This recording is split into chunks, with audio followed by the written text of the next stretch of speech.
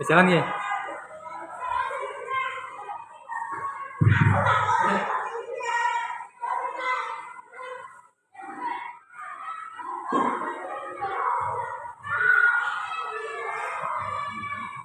Assalamualaikum warahmatullahi wabarakatuh.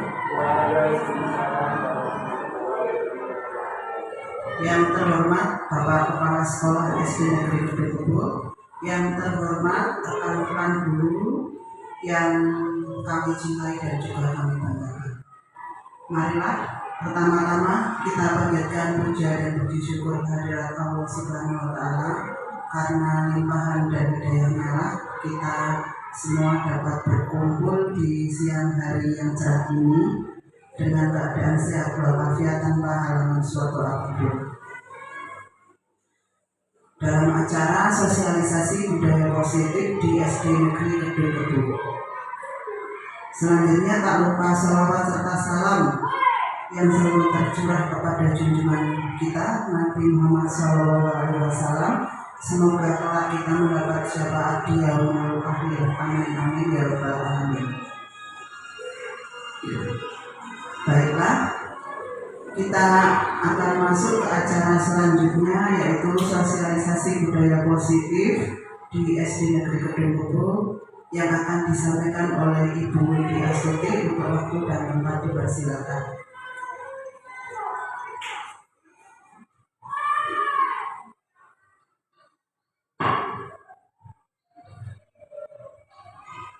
Assalamualaikum warahmatullahi wabarakatuh. Pertama, saya ucapkan terima kasih kepada Bapak Ibu semua yang telah hadir dalam acara sosialisasi budaya positif SDN Kedekubu oleh saya sendiri, yaitu Widi Astuti, sebagai calon guru penggerak Angkatan 5 Kabupaten Pekalongan, di mana saya menyelenggarakan sosialisasi budaya positif ini adalah untuk memenuhi tugas dari pembelajaran kami selaku calon guru penggerak, tepatnya pada modul 1.4 budaya positif. Langsung saja Bapak Ibu, kita masuk ke sosialisasinya.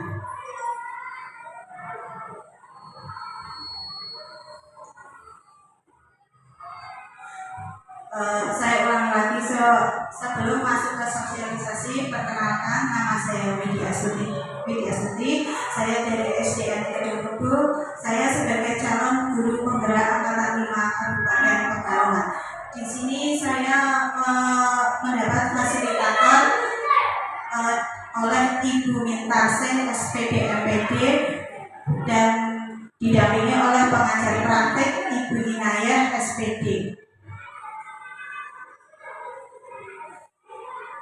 Sebelum kita mulai sosialisasi, saya memiliki pertanyaan pemantik kepada Bapak Ibu semua ya, peserta sosialisasi kali ini. Yang pertama yaitu saya ingin menanyakan kepada Bapak Ibu semua, yaitu apakah hukuman dapat mendisiplinkan anak Bapak Ibu? Menurut Bapak Ibu, hukuman itu dapat mendisiplinkan anak atau tidak?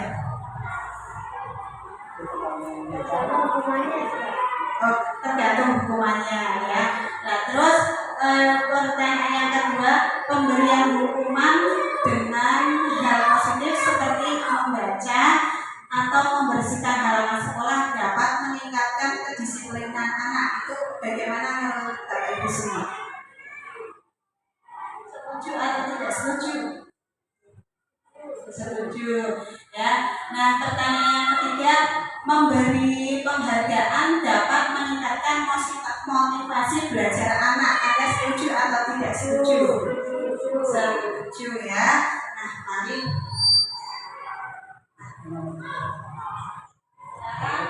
lanjut nanti pada sosialisasi ini saya ingin sosialisasikan ada 6 materi, yaitu yang pertama disiplin positif dan nilai kebajikan universal, yang kedua teori motivasi, hukuman dan penghargaan, restitusi, yang ketiga yaitu keyakinan kelas, yang keempat kebutuhan dasar manusia dan dunia berkualitas. Yang keempat, restitusi 5 posisi kontrol, dan yang keenam, restitusi segitiga restitusi.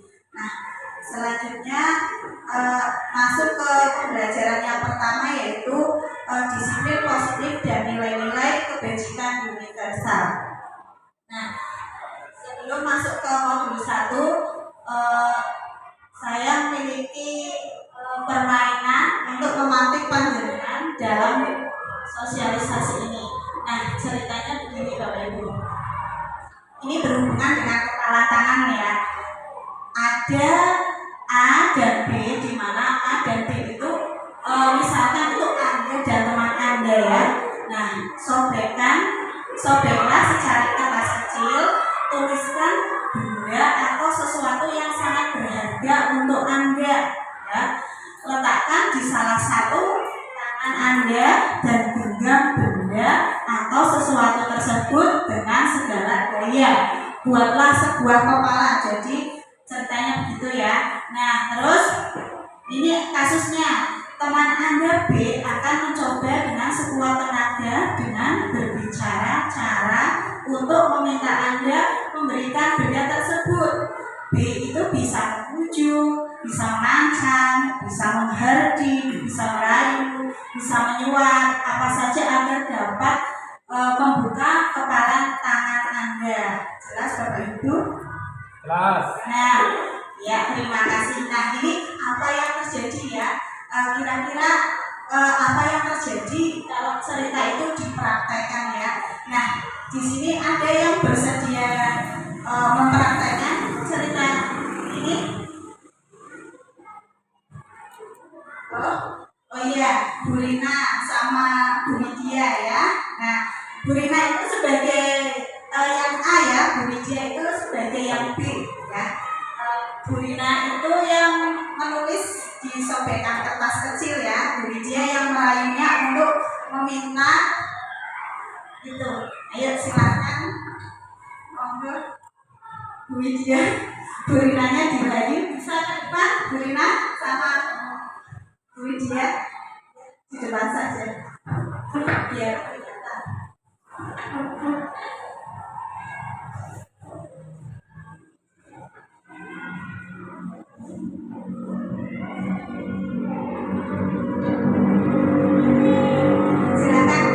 Bu Widya bisa dirayu Bu Rinanya supaya mau memberikan apa yang digenggam Bu Rina. Bu? Ya, pegang apa Bu? Pegang sesuatu. Bisa lihat. Aku kepo nih, pegangnya apa? Bisa. Kenapa? Ya nggak bisa. Aja. Emang sepenting itu kan? Ini sangat penting buat saya soalnya. Kalau aku tambah kepo, apa sih Bu yang digenggam Bu Rina itu apa? Isinya itu tentang apa? Rahasia.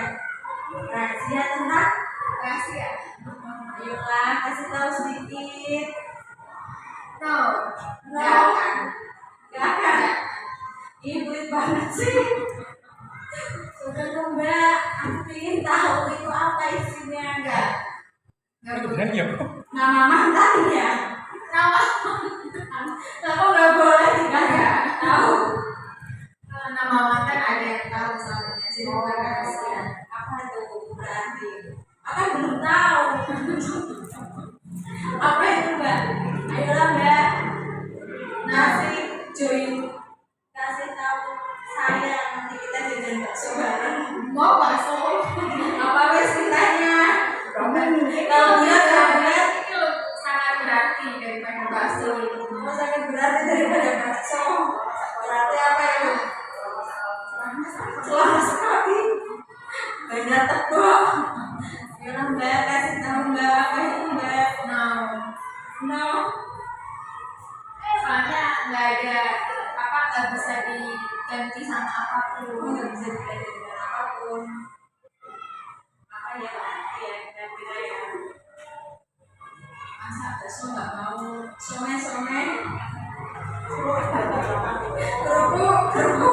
Kerupuk sama tempe. Bisa. Ayo Mbak, hari kita nonton konser bareng aja. Jadi beneran nih nggak mau ngasih Nggak. tahu apa isinya? Enggak. No. Serius ya? Saya kan kita bestian Mbak. Masa nggak mau dikasih tahu? Kamu lebih berharga ini daripada Besti. Oh, ya wes ya. Terima kasih atas peragaannya. Saya ucapkan terima kasih kepada Ibu Rina dan Ibu Lydia yang telah meragakan permainan tadi ya. Jadi di mana dari yang sudah diperagakan oleh Bu Rina dan Bu Widiawati itu bisa kita simpulkan ya. Jadi kita itu akan sekuat tenaga mempertahankan apa yang menurut kita itu penting bagi diri kita. Dan walaupun ada teman, ada bestie yang meraihnya untuk memintanya, ada sudah dirayu-rayu, sudah udah dibujuk, bahkan mau disuap, tapi Bu Rina itu tidak mau memberikan yang ada di genggamannya ya. Jadi bisa kita simpulkan ya, posisi kontrol diri kita itu adalah pada diri kita sendiri, bukan dari orang lain ya. Terbukti saat seperti tadi kita mempertahankan hal yang terpenting untuk kita itu kita yang kontrol, kita mau tetap memegangnya atau kita mau memberikannya ya. Jadi kesimpulannya yaitu posisi kontrol diri kita itu terletak pada diri kita sendiri ya, atau posisi itu datang dari diri kita ya, bukan dari orang lain atau dari luar ya, bukan dari ekstrinsik tapi dari intrinsik ya. Ya, selanjutnya itu ke perubahan paradigma teori kontrol ya. Nah, teori kontrol itu biasa kita sebut dengan ilusi kontrol ya. Teori kontrol itu ada 4. Yang pertama, ilusi guru mengontrol murid. Yang kedua, ilusi bapak kritik dan membuat orang merasa bersalah dan menguatkan karakter. Ilusi kontrol yang ketiga yaitu ilusi bahwa semua penguatan positif, efektif dan bermanfaat. Dan ilusi yang keempat yaitu ilusi bahwa orang dewasa memiliki hak untuk memaksa ya. Nah itu ilusi itu angan-angan ya, angan-angan orang dewasa itu mengontrol muridnya itu seperti itu ya. Tapi itu sebatas ilusi ya. Pada era sekarang ini terjadi perubahan paradigma, di mana dahulu kita menggunakan paradigma stimulus respon ya, atau rangsangan data. Kita menanggapi berdasarkan rangsangan. Tapi di era sekarang ini, tepatnya pada pembelajaran di era sekarang ini ya, kita itu mengalami perubahan paradigma, yaitu paradigma teori kontrol ya. Yang sebelumnya kita menggunakan stimulus respon, dan pada era sekarang ini kita menggunakan teori kontrol. Nah, sekarang siapa sih sesungguhnya yang memiliki posisi kontrol itu? Tadi kan sudah diperagakan oleh Bu Rina ya, yang berhak memiliki posisi kontrol itu, yang memegang dari posisi kontrol itu adalah diri kita sendiri. Nah, sekarang apa sih perbedaan stimulus respon dan teori kontrol itu? Nah, mari kita lihat bersama ya. Nah, untuk stimulus respon itu kita mencoba menggunakan orang agar berpandangan sama dengan kita. Nah, pada posisi kontrol itu berbeda. Kita itu berusaha memahami pandangan orang lain tentang dunia ya. Jadi tidak harus kita itu berpandangan itu harus sama dengan kita ya. Pada posisi kontrol itu kita memandang tentang dunia ya. Nah, yang kedua yaitu perilaku buruk stimulus respon itu dilihat sebagai suatu kesalahan ya. Tapi pada teori kontrol itu semua perilaku itu bukan sebuah kesalahan, tapi memiliki tujuan. Jadi mereka itu ketika melaksanakan sesuatu, walaupun itu benar menurut Anda, walaupun itu salah menurut Anda, pasti mereka itu memiliki tujuan ya, tujuan dari mereka sendiri yang melaksanakannya ya. Orang pada stimulus respon itu orang lain itu bisa mengontrol saya, tapi pada teori kontrol itu hanya diri kita yang bisa mengontrol ya. Terus stimulus respon itu saya bisa mengontrol orang lain, sedangkan pada teori kontrol itu Anda tidak bisa mengontrol orang lain ya. Dari tadi ya, stimulus respon itu pemaksaan ada pada saat bujukan gagal. Jadi pada stimulus respon itu kesannya itu memaksa karena ada bujukan-bujukan ya. Sedangkan pada teori kontrol itu kita itu berkolaborasi dan konsensus menciptakan pilihan-pilihan baru ya. Pada selanjutnya stimulus respon itu model berpikirnya itu menang atau kalah. Sedangkan pada teori kontrol itu pola berpikirnya itu menang ya, tidak ada kalah ya. Karena mereka melakukan sesuatu itu memiliki tujuan diri dari yang mereka lakukan ya. Selanjutnya pada setelah disiplin kontrol itu kita akan mempelajari tentang disiplin positif ya. Mana disiplin positif itu adalah berhubungan dengan teori kontrol. Teori kontrol itu biasanya juga disebut dengan teori pilihan. Teori kontrol ini dicetuskan oleh Dr. William Glasser ya. Nah, di mana ada 5 posisi ya, yaitu yang pertama Anda tidak bisa mengontrol orang lain, hanya Anda yang bisa mengontrol diri Anda. Nah, makna disiplin berdasarkan pernyataan tadi yaitu belajar kontrol diri itu dengan membagi potensi kita agar mencapai tujuan mulia, yaitu misalnya sesuatu menjadi seseorang yang kita inginkan berdasarkan nilai-nilai yang kita hargai ya. Nah, teori kontrol yang kedua yaitu semua perilaku itu memiliki tujuan. Nah, jadi seseorang itu melakukan sesuatu itu selain memiliki tujuan itu ada teori motivasi. Mereka melakukan itu berdasarkan motivasi ya. Nah, motivasi itu biasanya itu mereka melakukan sesuatu itu untuk menghindari hukuman yang pertama ya. Yang kedua untuk mendapatkan imbalan. Yang ketiga untuk menghargai diri sendiri. Dari ketiga motivasi itu yang terbaik yaitu untuk yang berasal dari unsur intrinsik kita yaitu untuk menghargai diri sendiri. Di mana untuk menghargai diri sendiri itu berasal dari dalam kita sendiri. Di mana untuk menghargai diri sendiri itu merupakan nilai-nilai kebajikan yang universal. Dan kebajikan yang universal itu merupakan salah satu keyakinan kelas ya, di tepatnya pada kurikulum Merdeka ini.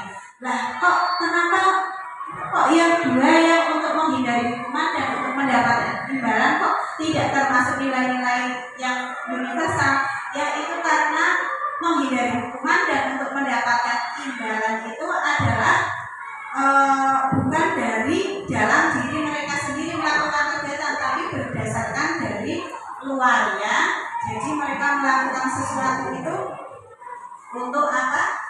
Berdasar bukan dari dalam diri kita ya, semata-mata untuk menghindari hukuman atau untuk mendapat imbalan. Nah, teori kontrol yang ketiga ini erat hubungannya dengan teori kontrol yang keempat, yaitu model berpikir menang-menang dan kolaborasi dan konsensus menciptakan pilihan-pilihan baru. Nah, di mana pada model berpikir menang-menang tidak ada kalahnya itu terdapat 5 posisi kontrol. Nah, 5 posisi kontrol itu seorang guru itu bisa memposisikan dirinya itu sebagai penghukum, yang kedua pembuat rasa bersalah, yang ketiga itu sebagai teman, yang keempat sebagai pemantau, dan yang kelima itu sebagai manajer ya. Nah, di mana posisi kontrol sebagai manajer itu bisa diwujudkan dengan segitiga restitusi. Nah, segitiga restitusi itu apa saja sih?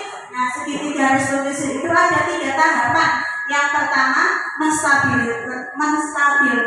menstabilkan identitas, yang kedua validasi kebutuhan, yang ketiga menanyakan keyakinan ya.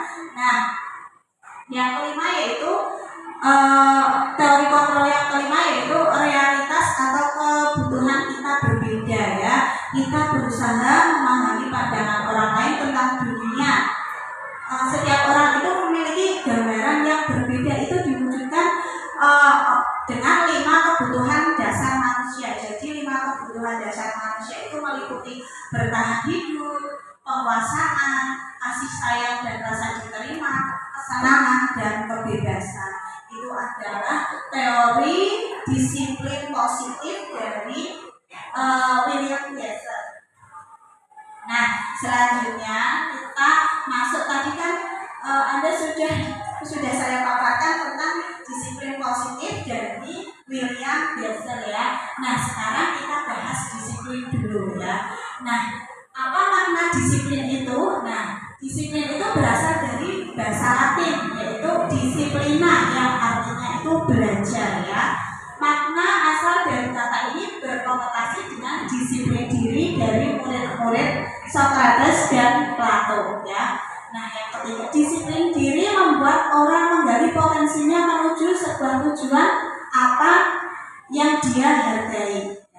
Namun dalam budaya kita, makna kata disiplin telah berubah menjadi sesuatu yang dilakukan seseorang pada orang lain untuk mendapatkan kepatuhan. Kecenderungan umum adalah menghubungkan kata disiplin dengan ketidaknyamanan, bukan dengan apa yang kita hargai atau pencapaian suatu tujuan mulia. Nah, itu adalah makna kata disiplin ya. Nah, sekarang selanjutnya tadi kan ada nilai-nilai kebajikan yang universal. Nilai-nilai kebajikan universal itu apa sih? Nah, nilai-nilai kebajikan adalah sifat-sifat mulia manusia yang merupakan tujuan mulia yang ingin dicapai setiap individu. Ya, nilai-nilai tersebut itu bersifat universal dan lintas bahasa, suku bangsa, agama maupun latar belakang. Nah, contohnya setiap perilaku atau perbuatan itu pasti memiliki sebuah tujuan yang sudah diwujudkan tadi dengan teori kontrol dari William Glasser dengan tahun 1984. Dengan mengaitkan nilai-nilai kebajikan yang diyakini seseorang, maka motivasi internya itu akan terbangun sehingga menggerakkan motivasi dari dalam untuk dapat mencapai tujuan mulia yang diinginkan ya. Nah, itu menurut Dian Gosen ya, tahun 1998. Nah, selanjutnya yaitu nilai-nilai kebajikan yang ingin dicapai oleh setiap anak Indonesia itu dikenal dengan profil pelajar Pancasila. Nah, di mana profil pelajar Pancasila itu ada 6 ya. Yang pertama itu beriman, bertakwa kepada Tuhan Yang Maha Esa dan berakhlak mulia. Yang kedua mandiri, yang ketiga itu bernalar kritis, yang keenam berkebinekaan global, yang kelima itu bergotong royong, dan yang keenam itu kreatif. Itu adalah 6 nilai yang ingin dicapai oleh murid Indonesia saat ini ya, yang biasa dikenal dengan profil pelajar Pancasila. Nah, itu modul 1 ya, pembahasan modul 1. Selanjutnya kita akan memasuki pembelajaran yang kedua yaitu teori motivasi, hukuman, dan penghargaan restitusi. Sebelum masuk ke modul 2, apakah Bapak Ibu semua masih semangat? Masih ya. Kalau kayaknya sudah tidak semangat, udah agak loyo, nanti kita isi dengan ice breaking dulu biar Bapak Ibu semua tambah fresh ya. Kita lanjut saja ya dulu ya.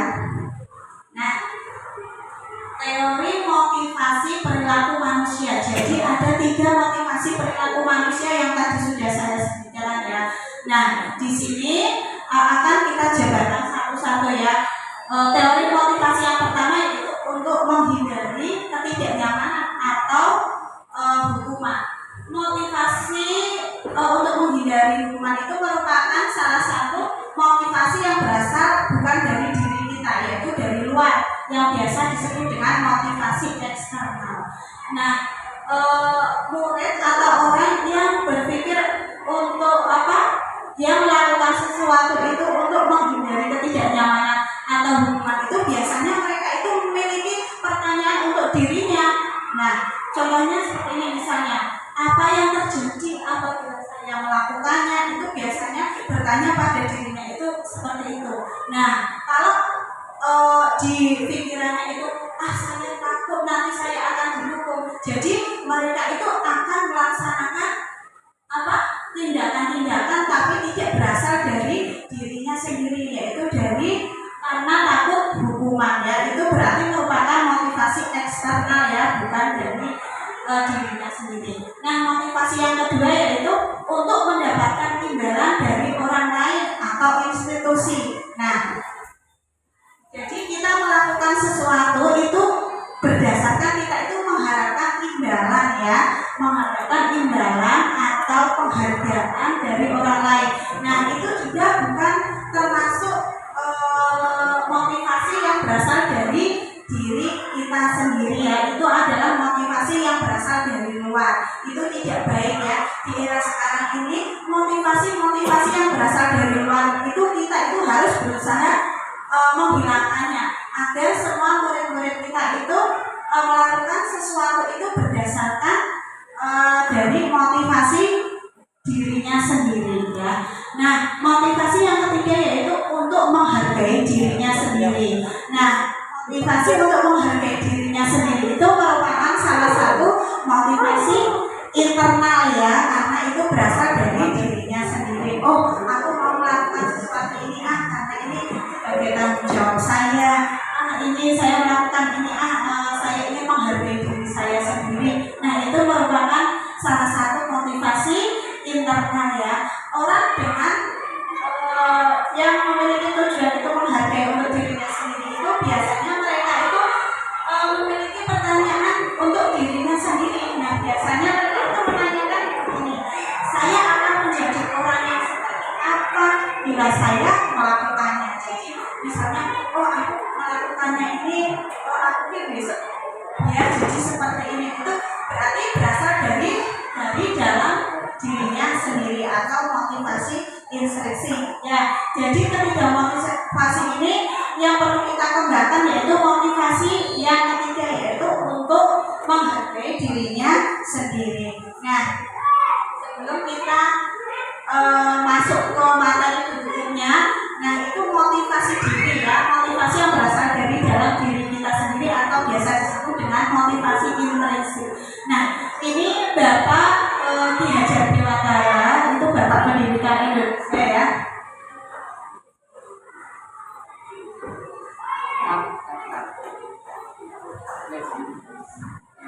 Nah, Bapak Ki Hajar Dewantara itu memiliki tulisan tentang merdeka. Merdeka menurut Bapak Pendidikan Indonesia yaitu merdeka itu artinya tidak hanya terlepas dari perintah. Jadi orang yang suka diperintah-perintah itu termasuk bukan orang yang merdeka, ya. Jadi namanya merdeka menurut Bapak Pendidikan itu adalah tidak hanya terlepas dari perintah, akan tetapi juga cakap buat memerintah dirinya sendiri, ya. Jadi kita melakukan suatu tindakan itu tidak usah menunggu perintah dari orang lain, tapi kita melakukan tindakan itu berdasarkan kita itu harus mampu memerintah diri kita sendiri yang akan memunculkan motivasi dari dalam kita sendiri, ya. Nah, itu adalah catatan penting dari Bapak Pendidikan Indonesia yaitu Bapak Ki Hajar Dewantara. Selanjutnya kita akan memaparkan tentang apa itu restitusi, ya. Restitusi itu adalah proses menciptakan kondisi bagi murid untuk memperbaiki kesalahan mereka, ya.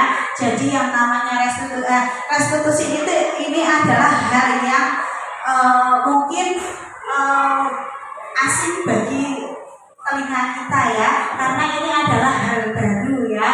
Nah, di mana restitusi ini tak ulangi ya, restitusi adalah proses menciptakan kondisi bagi murid untuk memperbaiki kesalahan mereka sehingga itu bisa kembali pada kelompok mereka dengan karakter yang lebih kuat ya.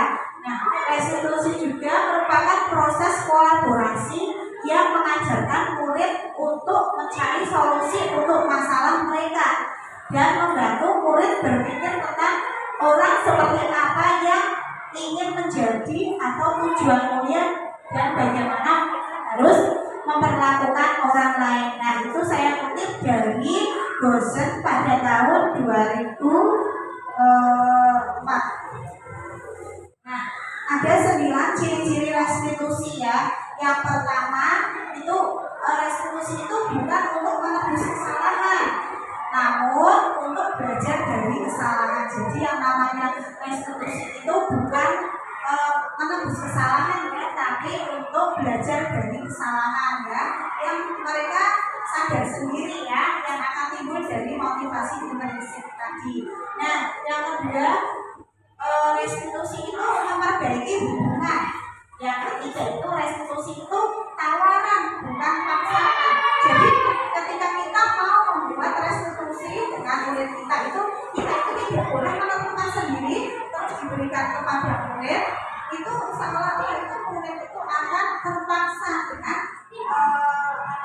restitusi yang kita buat. Jadi yang benar itu kita itu sebaiknya menawarkan dulu kepada murid itu sebetulnya bagaimana. Nah, kalau murid itu sudah kesepakatan dengan kita, seandainya murid itu melakukan kesalahan atau melanggarnya, murid itu akan bertanggung jawab pada dirinya sendiri. Nah, restitusi yang keempat yaitu restitusi itu menuntut untuk melihat di dalam diri ya. Jadi kemampuan kita itu bisa dilihat melalui proses restitusi ya. Nah, yang kelima yaitu ciri yang kelima yaitu restitusi itu mencari kebutuhan dasar yang mendasari tindakan ya.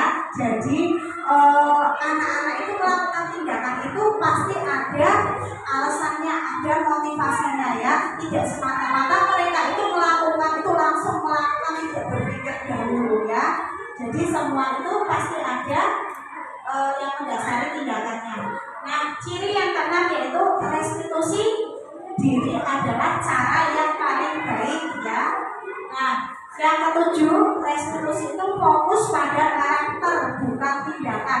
Jadi pembelajaran tentang restitusi ini akan membentuk anak itu suatu karakter anak, akan membentuk karakter anak ya, bukan sesuatu yang dilakukan anak. Jadi pada restitusi ini anak itu melakukan sebuah tindakan itu yang berarti itu membentuk karakternya, bukan berdasarkan guru yang menyuruhnya seperti itu ya.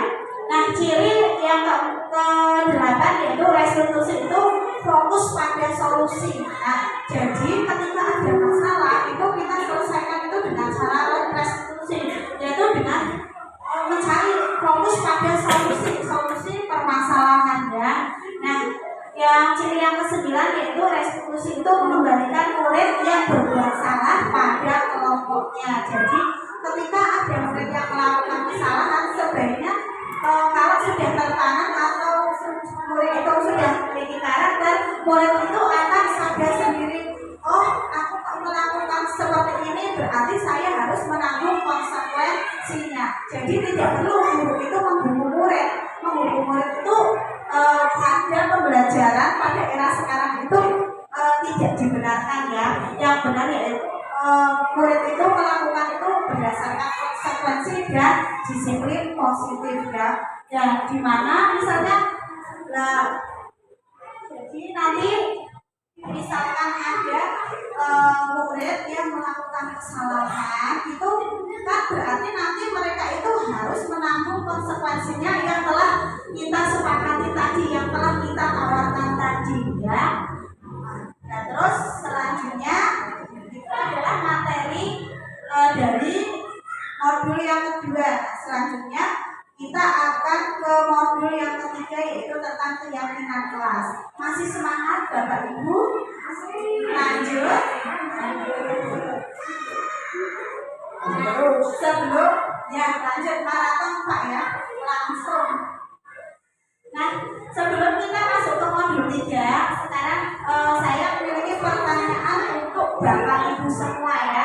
Mengapa tidak peraturan saja? Mengapa harus keyakinan kelas? Nah, mungkin keyakinan kelas itu merupakan suatu hal yang baru ya, sama dengan restitusi ya.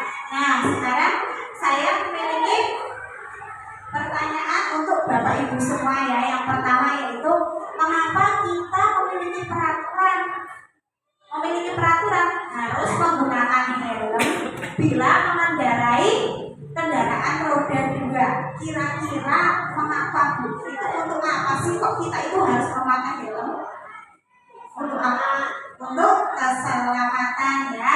Nah, yang kedua, mengapa kita memiliki peraturan 3M? Menggunakan masker, mencuci tangan, dan menjaga jarak 1,5 meter. Nah, itu kira-kira kenapa kok kita itu harus memiliki peraturan 3M? Untuk apa? Nah, untuk apa? Menaati pemerintah ya. Ya, untuk kesehatan, untuk keselamatan ya. Terus pertanyaan yang ketiga, mengapa kita memiliki peraturan harus datang tepat waktu pada saat mengikuti pelatihan? Kira-kira kenapa Bapak Ibu? Karena banyak yang terlambat. Kalau yang terlambat bagaimana? Menjadi tidak tertib ya, menjadi tidak disiplin ya. Nah, jadi alasan-alasan tadi, bukan alasan, jawaban-jawaban tadi untuk keselamatan, untuk kesehatan, untuk kedisiplinan itu merupakan sebuah yang dinamakan keyakinan kelas ya. Nah, itu jadi panjenengan nanti semua itu harus menanyakan semuanya itu kepada murid ya, bukan panjenengan langsung saat mempraktekkan itu tidak langsung panjenengan yang buat langsung diterapkan kepada murid, tapi nanti panjenengan tawarkan dulu kesepakatannya bagaimana, itu akan timbul keyakinan kelasnya. Nah, sekarang selanjutnya yaitu untuk mendukung motivasi intrinsik itu kembali ke nilai-nilai atau keyakinan-keyakinan yang lebih menggerakkan seseorang dibandingkan mengikuti serangkaian peraturan-peraturan janji. Di sini peraturan itu tidak efektif, lebih efektif kita melakukan keyakinan kelas ya. Nah, ini adalah bagian tentang keyakinan kelas ya. Keyakinan kelas itu yang mendasari dari keyakinan itu adalah pertama itu peraturan kelas ya. Istilahnya itu peraturan kelas. Nah, dulu kan kita menggunakan peraturan kelas.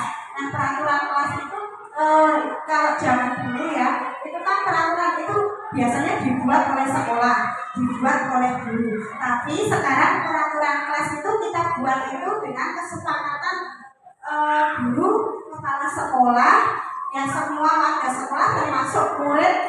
Nah, itu kita buat, kita tawarkan peraturan-peraturan yang dulu seperti dulu itu menjadi sebuah keyakinan kelas ya. Nah, kalau keyakinan kelas itu atau itu sudah diterapkan itu akan mewujudkan lingkungan yang positif, dan kalau lingkungan positif itu sudah diwujudkan secara terus-menerus itu menghasilkan budaya positif ya. Nah, ini adalah contoh kesepakatan kelas. Misalnya seperti ini. Kalau dahulu kan kita contoh membuat kesepakatan kelas ya. Dahulu kan kita punya peraturan misalnya seperti ini. Jangan membuang sampah sembarangan. Nah, itu peraturan zaman dulu. Nah, kalau sekarang misalnya kira-kira apa? Dihaluskan lagi kata-katanya. Bapak Ibu, jangan diganti kata-kata jangan membuang sampah sembarangan. Itu kira-kira apa? Nah, misalnya jangan membuang membuang sampah sembarangan. Nah, kita buat kata-kata yang untuk kesepakatan kelas, misalnya bersih rapi itu lebih indah. Nah, itu kan berarti oh lebih indah, lebih nyaman. Nah, bersih itu lebih sehat. Nah, berarti kan otomatis seperti itu. Jadi diganti kata-kata dilarang, seperti itu diganti dengan kesepakatan kelas, di mana kata-kata dalam kesepakatan kelas itu diperhalus ya daripada kata-kata yang biasa berbunyi ya aturan. Nah, sekarang kegiatan pendalaman keyakinan kelas itu kita bisa wujudkan itu dengan tabel Y ataupun dengan tabel T. Nah, di mana kalau itu kan ada 3 komponen, yaitu yang pertama tentang hormat, yang kedua itu tentang bekerja, dan yang kelima itu diterima dan dimiliki. Nah, jika kita membuat keyakinan kelas dengan tabel Y, itu yang paling atas itu kita tulis tentang yang terdengarnya itu bagaimana keyakinan kelasnya itu. Nah, yang sebelah kiri itu,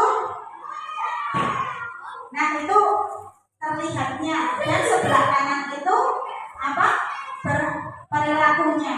Nah, di mana saat kita membuat keyakinan kelas dengan model T itu pada posisi atas itu ada posisi itu ada hormat ya. Terus di sampingnya sebelah kiri itu tampak tampak seperti ya. Nah, terus yang sebelah kanan itu tidak tampak ya. Kelihatannya itu bagaimana? Tidak tampaknya itu bagaimana dari 3 komponen itu hormat, bekerja, dan diterima dan dimiliki. Nah, ini adalah ada contoh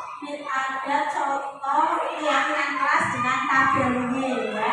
Nah, itu saat dengan hormat ya, dengan komen hormat itu terdengarnya itu satu orang berbicara, yuk saya bantu, kita bisa selesaikan ini bersama.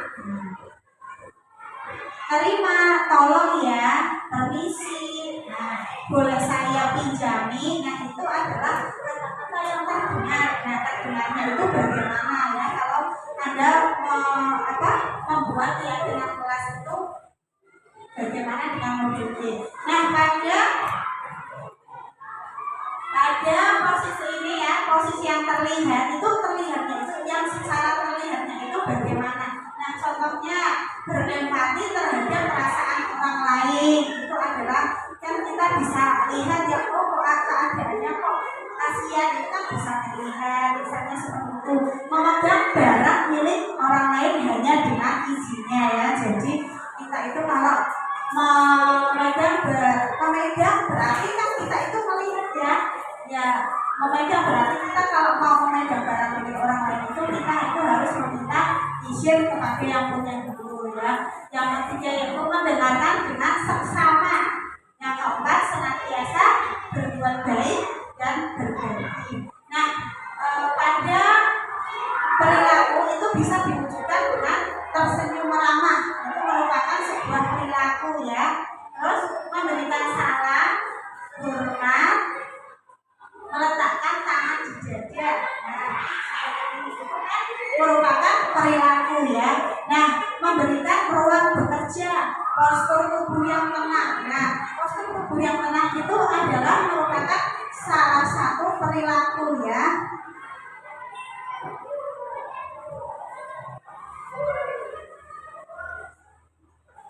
Nah, sekarang ini saya memiliki peraturan ya yang dimana itu bisa diwujudkan dengan keyakinan kelas.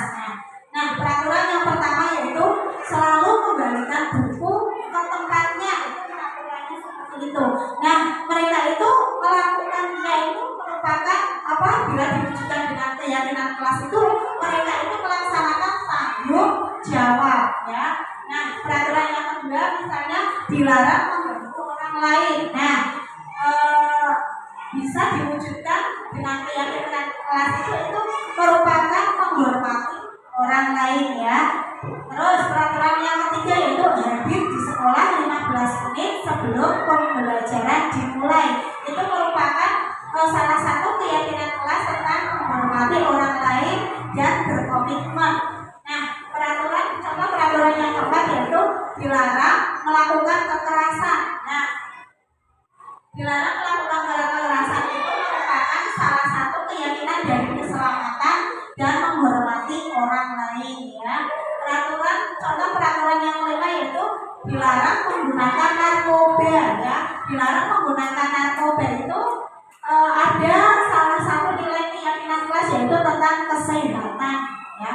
Terus bergantian atau menunggu giliran. Nah, itu adalah ada nilai keyakinan kelas yang diwujudkan yaitu tentang menghormati orang lain dan bersabar ya.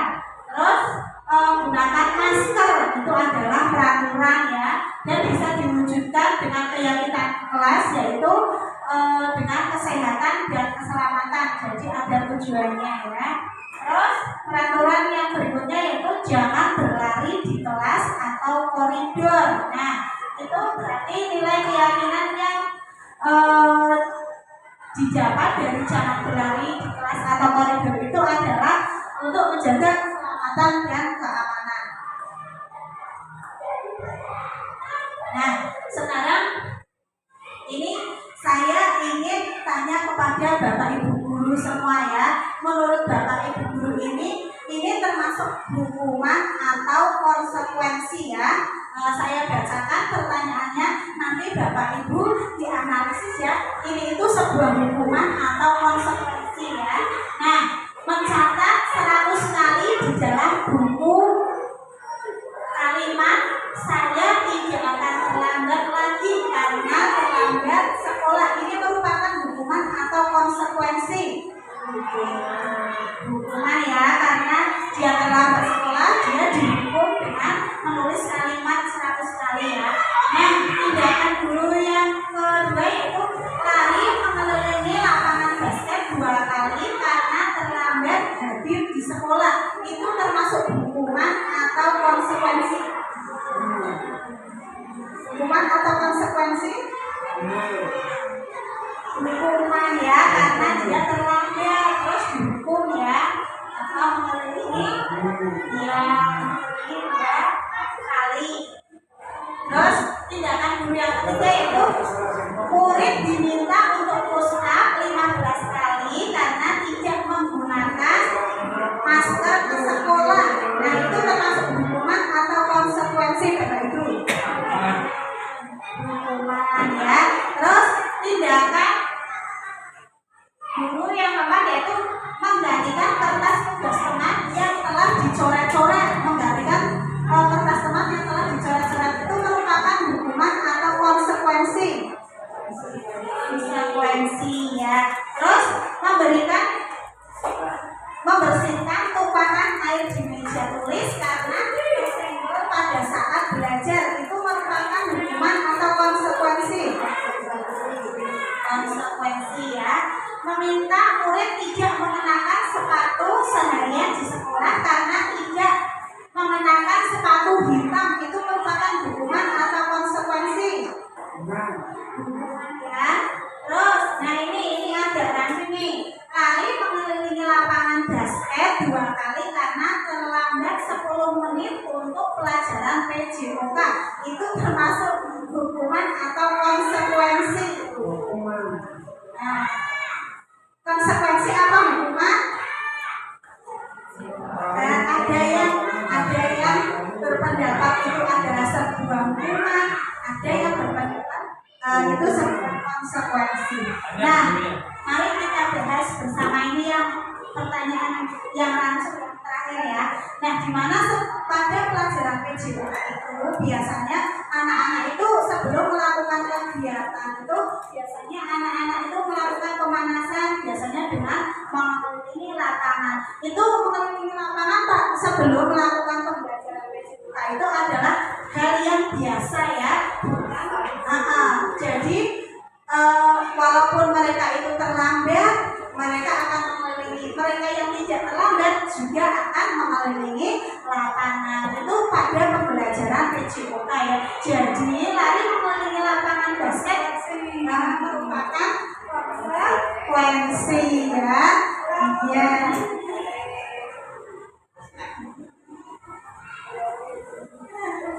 nah sekarang selanjutnya kita apa sih bedanya itu hukuman dan konsekuensi. Nah sekarang kita lihat ya. Jadi hukuman dan konsekuensi itu berbeda ya. Yang pertama, hukuman itu sesuatu yang menyakitkan harus terjadi, sedangkan konsekuensi itu sesuatu yang harus terjadi. Nah, hukuman itu membuat anak sakit ya untuk jangka waktu yang lama, sedangkan konsekuensi itu membuat anak merasa tidak nyaman dalam jangka waktu pendek. Orang nyaman ya, sebentar saja dirasakannya itu tidak terlalu lama ya. Nah, hukuman itu membuat anak itu membenci kedisiplinan. Nah, sedangkan konsekuensi itu anak menghargai, jadi bisa menghargai disiplin ya. Nah, hukuman itu bersifat paksaan, sedangkan konsekuensi itu sifatnya stimulus dan tanggapan. Nah, selanjutnya hukuman itu mendorong anak menyakiti diri sendiri, sedangkan konsekuensi itu mendorong anak agar mudah menyesuaikan diri. Nah, selanjutnya hukuman itu adalah konsep yang buruk, sedangkan konsekuensi itu adalah konsep yang baik. Nah, hukuman itu anak belajar, hukuman itu untuk menyembunyikan dari hukuman itu, anak itu berarti belajar menyembunyikan kesalahan. Nah, pada konsekuensi itu anak belajar untuk mematuhi peraturan. Nah, dari hukuman itu anak itu menjadi marah, membuat rasa bersalah dan dipermalukan, merasa tidak dihargai. Nah, konsekuensi itu membuat anak itu kehilangan hak, dibuat tidak nyaman, diasingkan untuk sementara atau jadi itu adalah perbedaan antara hukuman dan konsekuensi. Nah, di sini ada kita tambahkan lagi, tadi kan kita sudah bahas tentang hukuman dan konsekuensi ya. Nah, kita tambahkan, nah itu yang tadi kita sudah bahas, kita masukkan yaitu tentang restitusi ya. Nah, di mana guru yang melakukan hukuman itu merupakan identitas yang gagal. Nah, terus guru yang berhasil itu yang bagaimana? Guru yang berhasil atau guru yang sukses itu yang melakukan identitas sukses itu dengan disiplin yang yaitu diwujudkan melalui konsekuensi dan restitusi. Nah,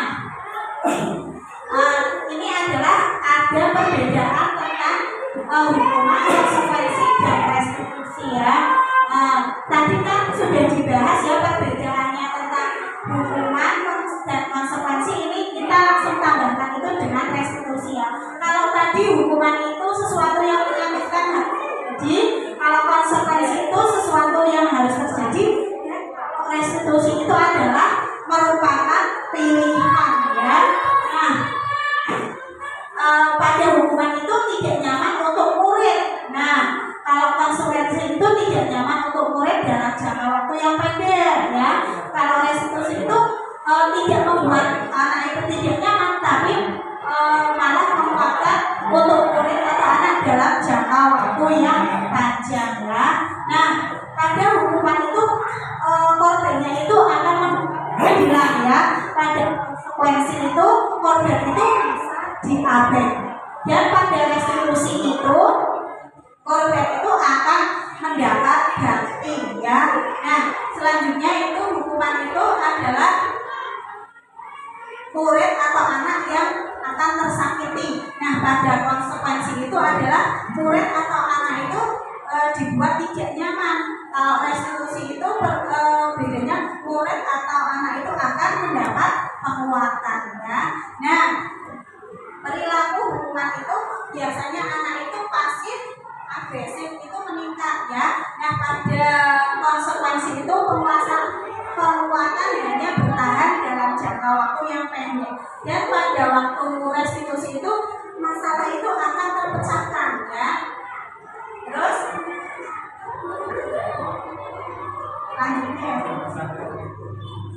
Nah, masih semangat? Masih lanjut ya. Nah, kita masuk ke materi yang keempat, yaitu kebutuhan dasar manusia dan dunia berkualitas ya. Nah, kebutuhan dasar manusia itu memiliki kebutuhan dasar. Di mana kebutuhan dasar manusia itu ada 5 kebutuhan dasar manusia, yaitu yang pertama bertahan hidup, yang kedua kasih sayang dan rasa diterima, yang ketiga itu kebutuhan akan penguasaan, yang keempat itu adalah kebutuhan tentang kebebasan, dan yang kelima itu adalah kebutuhan tentang kesenangan ya. Nah, kita lanjut ke materi yang kelima, yaitu 5 posisi kontrol ya. Ada 5 posisi kontrol, yaitu yang pertama itu penghukum, yang kedua itu membuat orang merasa bersalah, yang ketiga itu posisi teman, yang keempat itu pemantau, dan yang kelima itu adalah posisi manajer. Nah,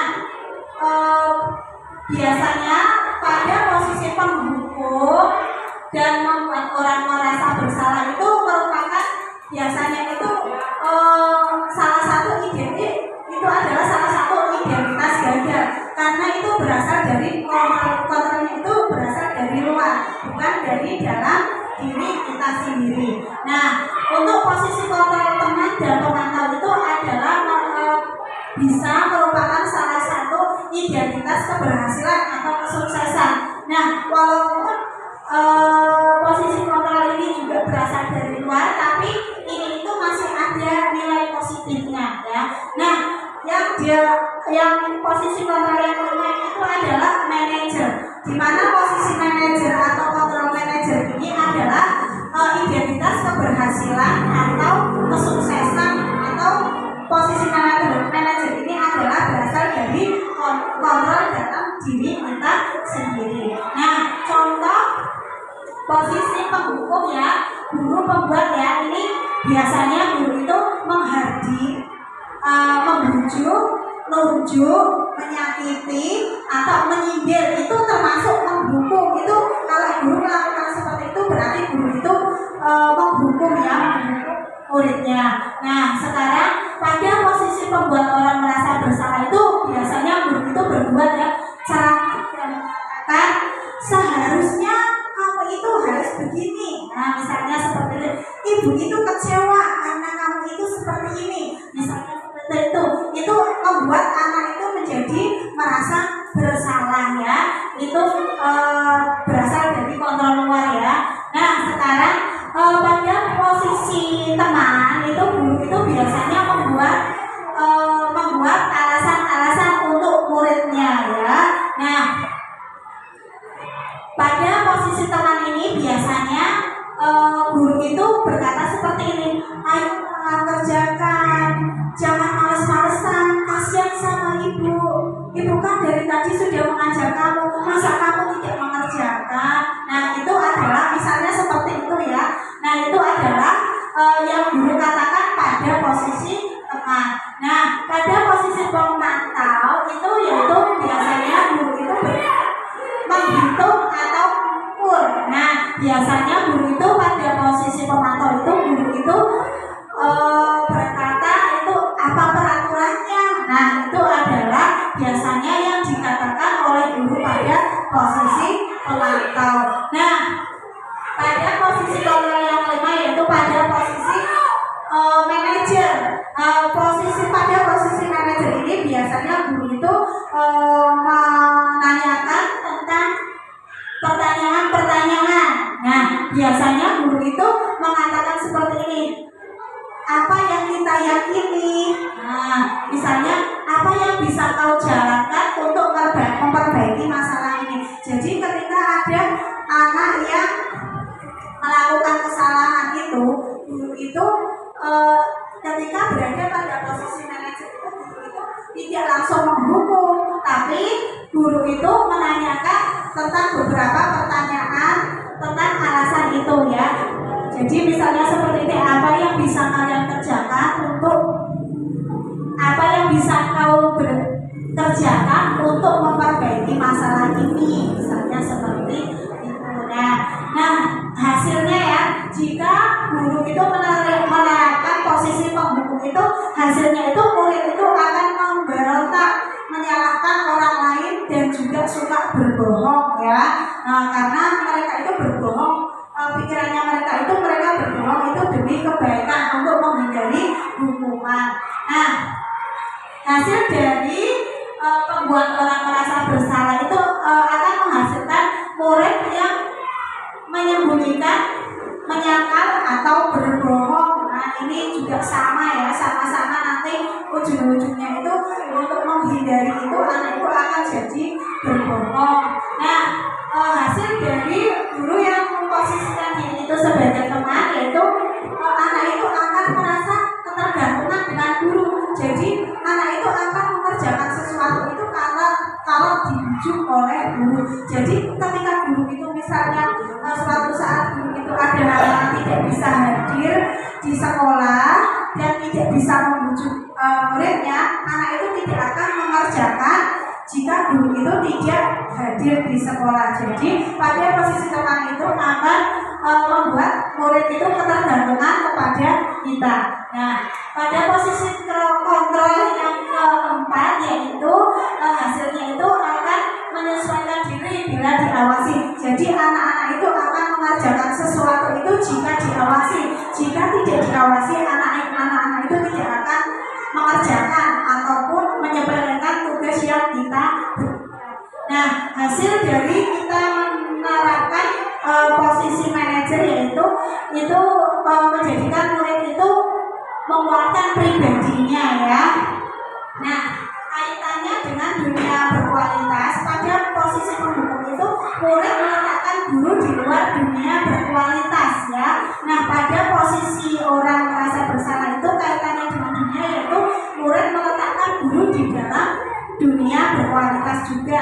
Dan pada posisi teman, yaitu murid meletakkan guru di sebagai orang yang sangat penting di dunia dan berkualitas. Nah, pada posisi pemantau itu murid meletakkan guru, peraturan dan hukum di atas dunia berkualitas. Dan pada posisi manajer itu murid meletakkan dirinya sebagai individu yang positif dalam dunia berkualitas. Nah, pada posisi kontrol ini penghukum itu biasanya murid itu jadi mengatakan seperti ini, biasa saja, nanti juga marah-marah lagi. Nah, itu biasanya murid itu mengatakan gurunya itu seperti itu ya. Nah, pada membuat orang merasa bersalah itu murid itu biasanya mengatakan maafkan saya. Kalau sudah memaafkan itu berarti kalau sudah minta maaf sudah selesai, seperti itu ya. Pada posisi kontrol teman itu murid itu biasanya berpikir, saya pikir bapak atau ibu teman saya, ternyata begitu. Nah, biasanya seperti itu ya. Nah, pada posisi pemantau itu murid biasanya berkata, berapa banyak bintang yang saya harus peroleh, berapa halaman yang harus saya tulis. Nah, itu biasanya anak-anak itu berkata seperti itu. Nah, anak-anak itu juga akan berkata, jika guru menerapkan posisi manajer itu, bagaimana saya tidak bisa memperbaiki keadaan. Nah, seperti itu ya.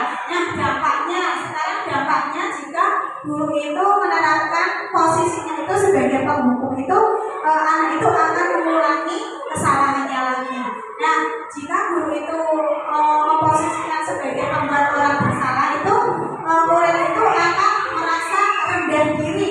Dan jika menerapkan pada posisi teman itu, dampaknya akan lemah. Murid itu menjadi lemah, tidak mandiri dan tergantung. Nah, pada posisi pemantau itu murid itu biasanya menitik beratkan pada sanksi atau hadiah untuk dirinya ya.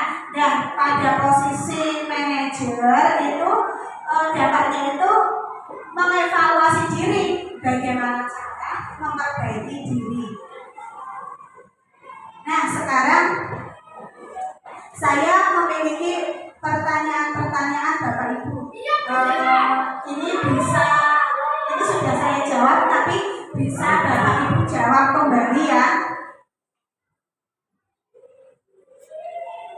Bisa Bapak Ibu jawab kembali ya. Nah sekarang ini sekarang Bapak Ibu ini nanti diidentifikasi dari pernyataan di sini nanti Bapak Ibu semua identifikasi bersama itu pada posisi apa? Apa posisi teman, atau posisi pembuat rasa bersalah, atau posisi manajer, atau posisi apa? Ya. Nah, ini seandainya ada pernyataan seperti ini, saya kecewa sekali dengan kamu. Nah, itu adalah biasanya kata-kata itu dikeluarkan saat guru itu memposisikan sebagai apa Bapak Ibu? Sebagai pembuat orang merasa bersalah. Nah, kayaknya Bapak Ibu sudah ngantuk ya. Nah, sekarang ada pernyataan yang kedua, kamu tidak pernah benar melakukannya. Kamu tidak pernah benar melakukannya. Itu biasanya dikatakan guru pada posisi apa itu? Posisi penghukum ya. Nah sekarang ada pernyataan yang ketiga, ayolah lakukan demi ibu atau bapak. Nah itu biasanya dikatakan seorang guru pada posisi apa? Teman ya. Nah sekarang ada pernyataan yang keempat, apakah kamu mau mendapatkan stiker bintang hari ini? Nah itu biasanya dikatakan oleh Bapak Ibu guru pada posisi apa? Pemantau ya. Nah pernyataan yang kelima yaitu bagaimana kamu bisa menyelesaikan masalah ini?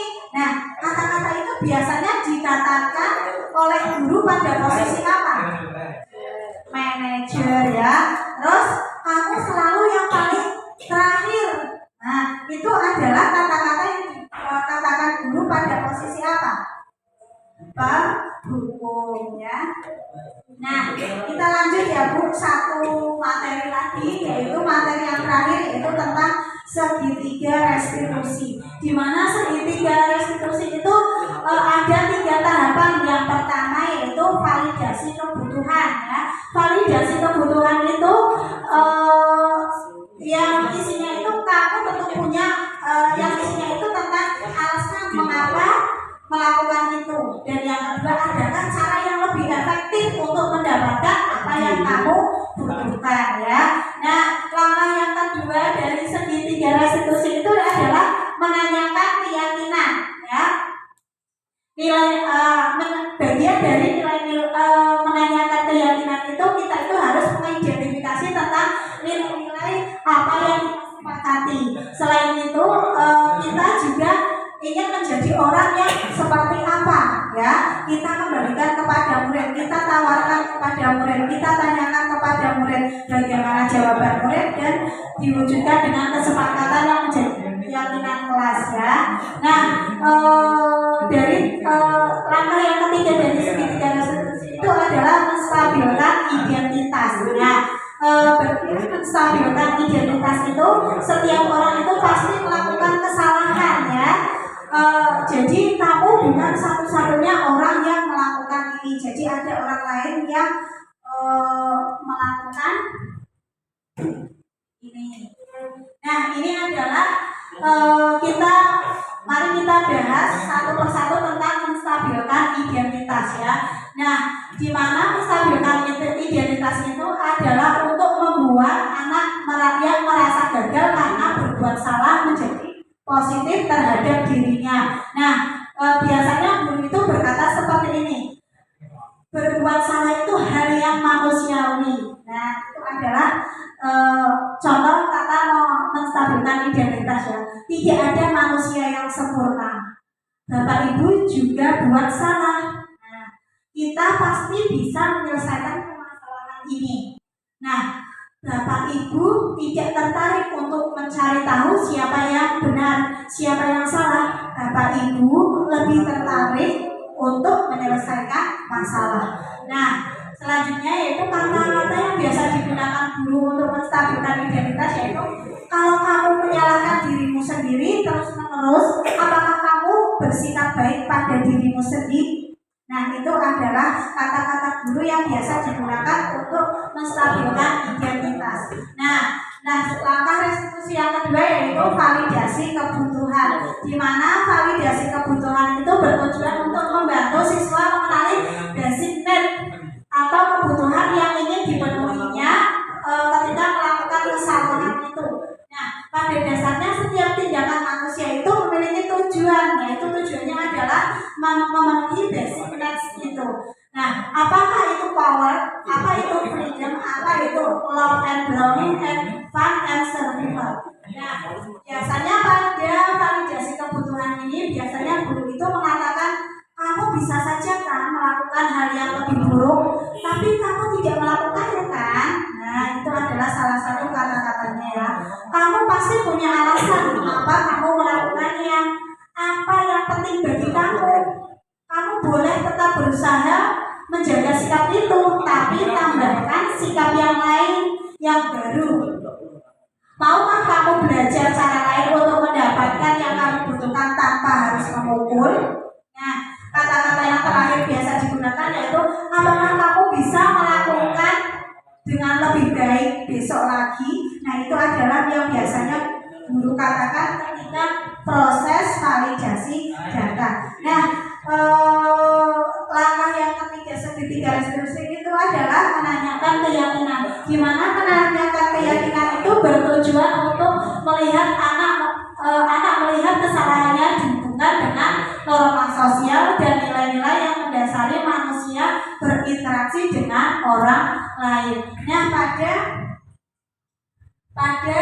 kegiatan menanyakan keyakinan ini biasanya guru itu berkata seperti ini. Apa nilai yang kita percaya di kelas atau sekolah kita? Nah, yang kedua, nilai-nilai universal apa yang telah kita sepakati? Yang ketiga yaitu kelas yang ideal itu seperti apa sih? Nah, kamu ingin jadi anak seperti apa? Nah, itu adalah kata-kata untuk menanyakan keyakinan ya.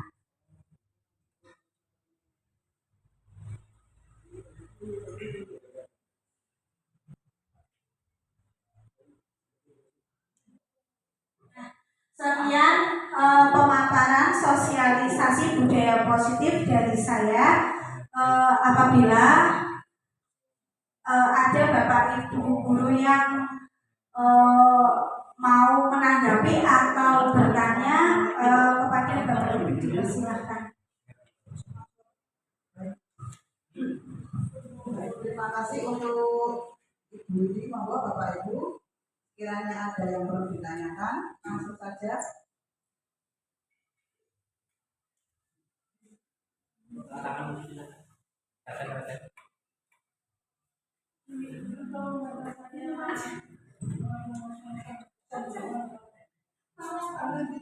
kasih. Terima kasih kepada Ibu yang telah mensuarakan budaya.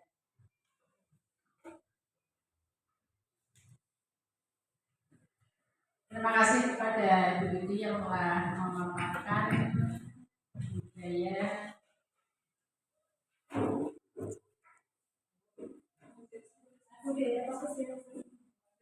yang telah memaparkan sosialisasi budaya positif di kelas. Saya akan menanggapi keterangan tadi dan saya ingin minta penjelasan lebih detail. Itu tadi saat dijelaskan ada 5 kebutuhan dasar manusia. Mohon untuk dijelaskan satu persatu dari 5 kebutuhan tersebut. Terima kasih kami ucapkan.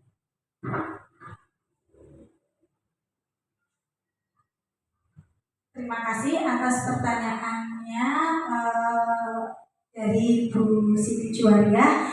Bisa saya jawab langsung, Ibu. Tadi ada 5 kebutuhan dasar manusia. Kebutuhan dasar manusia itu yang pertama itu adalah kebutuhan bertahan hidup. Di mana kebutuhan bertahan hidup itu adalah kebutuhan yang bersifat fisiologis ya, untuk bertahan hidup. misalnya makanan, pakaian, dan kebutuhan biologis itu merupakan salah satu kebutuhan bertahan hidup ya. Nah, kebutuhan yang kedua yaitu kebutuhan kasih sayang dan rasa diterima. Nah, di mana kebutuhan ini itu adalah di mana kebutuhan manusia itu memiliki rasa untuk mengasihi dan dikasihi, bahkan diterima oleh orang lain, diterima oleh pasangan, diterima oleh keluarga, diterima oleh teman, rekan sejawat, bahkan masyarakat di dunia ini ya. Jadi mereka itu memiliki kebutuhan untuk diterima. Nah, kebutuhan yang ketiga yaitu kebutuhan akan kekuasaan ya, di mana kebutuhan kekuasaan ini berhubungan ketika seseorang itu untuk mencapai sesuatu itu menjadi kompeten atau menjadi terampil, memimpin, berprestasi dan diakui dan didengarkan. Itu adalah merupakan salah satu kebutuhan untuk kekuasaan. Jadi mereka itu pasti memiliki kebutuhan menjadikan mereka itu sebagai menginginkan sebagai seorang pemimpin. Nah, sekarang kebutuhan dasar yang keempat yaitu kebutuhan tentang kebebasan, di mana kebutuhan kebebasan itu adalah kebutuhan untuk mandiri, untuk otonom, memiliki pilihan, mengembangkan daya lentur yang mampu mengendalikan arahnya diri sendiri. Jadi mereka itu menginginkan kebutuhan yang kebebasan. Misalnya saya ingin contohnya dalam hal makanan ya, saya ingin makan ini, saya tidak mau makan ini. Nah, itu merupakan salah satu kebutuhan kebebasan dasar manusia ya. Nah, kebutuhan dasar manusia yang kelima yaitu tentang kesenangan ya, di mana kebutuhan kesenangan ini adalah kebutuhan untuk mencari kesenangan, humor, bermain, bersenang-senang, bergembira, antusiasme atau tertawa. Nah, jadi kebutuhan kesenangan ini adalah kebutuhan yang membuat hidup kita itu menjadi lebih berwarna. Kita itu bisa bersenang-senang ya. Nah, itu kiranya jawaban dari saya, Ibu Siti Juwariah. Ada yang perlu ditanyakan lagi? Cukup? Alhamdulillah. Ada lagi yang mau bertanya, Bapak Ibu? Assalamualaikum warahmatullahi wabarakatuh. Di sini saya ingin menanyakan sedikit tentang 5 posisi kontrol. Jadi jika dilihat dari segi bentuk, posisi kontrol manakah yang sesuai dengan posisi kita saat ini? Terima kasih. Wassalamualaikum warahmatullahi wabarakatuh. Terima kasih. Saya ucapkan kepada Ibu Widiawati yang telah memberikan pertanyaannya. Nah, langsung saja saya jawab ya. Posisi kontrol yang terbaik untuk kita sebagai guru yaitu posisi sebagai manajer ya. Di mana manajer itu dalam menyelesaikan masalah itu tidak langsung menghukum, tapi mereka itu mengidentifikasi dengan pertanyaan-pertanyaan, menanyakan alasan-alasan kenapa anak itu sampai melakukan seperti itu ya. Jadi pada kita sebagai pendidik itu posisi dari 5 posisi kontrol itu yang paling terbaik kita gunakan yaitu pada posisi manajer. Nah, sekiranya jawaban dari saya ada yang mau ditanyakan lagi? Cukup, alhamdulillah. Ada yang mau bertanya lagi, Bapak Ibu? Oh, alhamdulillah. Sudah paham, Bapak Ibu? Tidak ada yang perlu ditanyakan? Tidak ada. Oh, tidak ada. Oh ya, kalau tidak ada pertanyaan, sekian pemaparan atau sosialisasi budaya positif dari saya. Apabila ada kata-kata atau kata yang kurang berkenan di hati panjenengan semua, saya mohon maaf yang sebesar-besarnya. Akhirul kalam, wassalamualaikum warahmatullahi wabarakatuh. Waalaikumsalam warahmatullahi wabarakatuh. Ya, terima kasih atas pemaparannya yang baru saja disampaikan oleh Bu Widiastuti. Semoga pemaparan tersebut berdampak positif untuk sekolahan kita. Amin. Untuk selanjutnya, langsung saja kita tutup. Marilah kita bersama-sama tutup dengan bacaan hamdalah. Terima kasih. Sekian dari saya. Bila ada kata-kata yang kurang berkenan, saya mohon maaf yang sebesar-besarnya. Wassalamualaikum warahmatullahi wabarakatuh. Waalaikumsalam.